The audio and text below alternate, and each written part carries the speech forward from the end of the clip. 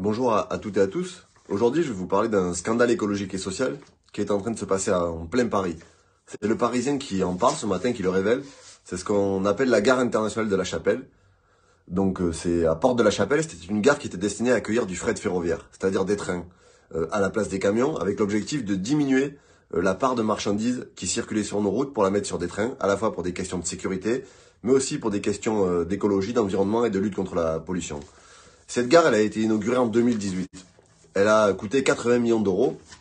Elle a été inaugurée en grande pompe en disant ça va être un cœur névralgique de la capitale. Nous allons amener des trains et diminuer le nombre de camions. L'objectif, c'était de supprimer environ 500 camions par jour pour économiser l'équivalent de 15 tonnes de CO2 qui sont jetées dans l'atmosphère chaque jour. Donc c'était des objectifs qui étaient ambitieux et c'était intéressant parce qu'on développait le fret ferroviaire public sur lequel on se bat depuis des années, qui est un outil incroyable de lutte contre le réchauffement climatique. Mais pourtant, force est de constater qu'aujourd'hui on est en 2023 et depuis 2018 et l'inauguration de la gare, aucun train n'est passé dans cette gare-là. C'est un scandale absolu parce qu'on a un outil qui est au cœur de Paris, qui est construit, qui est tout neuf, qui peut accueillir des milliers et des dizaines de trains chaque année et qui n'est pas utilisé. Et ça, c'est pas acceptable, alors qu'on a un gouvernement qui chaque année, chaque jour, chaque semaine communique sur l'urgence écologique, nous parle de refaire du train. Emmanuel Macron a dit pendant sa campagne présidentielle que le fret ferroviaire public était un acteur indispensable. Le ministre des Transports Clément Beaune a dit à plusieurs reprises que lutter contre le réchauffement climatique passait par le train et par le ferroviaire et par le fret. Or, aujourd'hui, on a une gare qui n'est pas utilisée, qui est abandonnée. Et avoir une gare fantôme, quand on sait quand même que dans ce pays, il y a environ 48 000 personnes qui décèdent chaque année de pollution. 48 000 personnes décèdent chaque année des causes de pollution. Ce chiffre, c'est de 15 000 en Île-de-France. Et à côté de nous, on a une gare qui n'est pas utilisée, qui permettrait de lutter contre la pollution. C'est véritablement un scandale. Le fret ferroviaire, c'est un enjeu majeur. Et si je vous parle de cette gare, c'est que ça s'inscrit aussi dans un contexte qui est absolument dangereux et problématique. Vous l'avez peut-être pas vu, mais il y a quelques semaines, la Commission européenne, donc c'est ce document-là, la Commission européenne a lancé une enquête contre Fret SNCF pour distorsion de la concurrence. C'est-à-dire qu'elle estime, elle va regarder si Fret SNCF n'a pas reçu des aides de la part du groupe SNCF et au final de l'État qui ont désavantagé ses concurrents privés.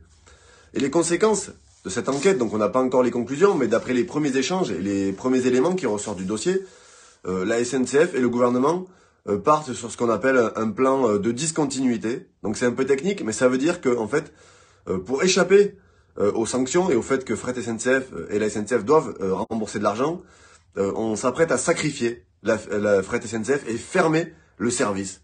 C'est-à-dire qu'on va supprimer un outil public qui permet aujourd'hui de supprimer des camions sur les routes pour le mettre sur les trains. Je donne un chiffre qui illustre l'utilité du train. Un train de 35 wagons, c'est 55 camions de 32 tonnes. 35 wagons, 55 camions de 32 tonnes. Donc on a besoin d'avoir un outil public, on a des infrastructures, on voit qu'on a une nouvelle gare au cœur de Paris. Mais encore une fois, si le fret SNCF ne marche pas, il faut remonter à 2006. C'est date d'ouverture à la concurrence, où on nous avait dit, oui, le fret est en difficulté, vous allez voir, on ouvre à la concurrence, ça va être le remède miracle et ça va beaucoup mieux marcher. C'est une catastrophe absolue. Depuis 2006 et l'ouverture à la concurrence, le trafic de fret ferroviaire ne cesse de se casser la gueule.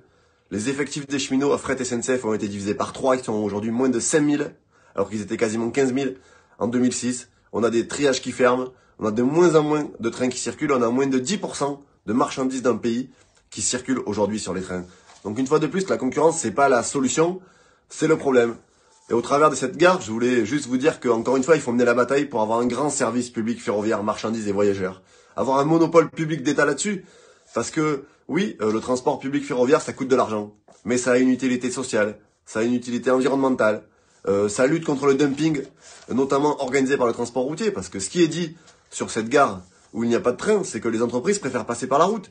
Parce qu'il n'y a pas de coût externe, c'est-à-dire que vous ne payez pas l'entretien de la route, vous ne payez pas le droit de circuler, à part le péage, vous ne payez pas la dégradation des infrastructures. Tout ça est de la concurrence en vérité libre et non faussée, où on a des entreprises qui utilisent des chauffeurs des pays de l'Est, payés 800, 900, 1000 euros. La SNCF elle-même joue un jeu dangereux, puisqu'elle a une filiale qui s'appelle Géodis, qui s'est fait épingler pour avoir embauché des chauffeurs routiers à 800 euros par mois, donc c'est pas acceptable. Donc il y a une bataille, et on est en train de préparer une initiative Et je vous donne rendez-vous dans quelques jours pour un appel à sauver le ferroviaire public dans ce pays. On est en train d'y travailler. J'espère que vous répondrez présent. On a besoin d'avoir une grande mobilisation sur ce sujet-là, qui est un sujet majeur, qui est un sujet partagé largement par la population.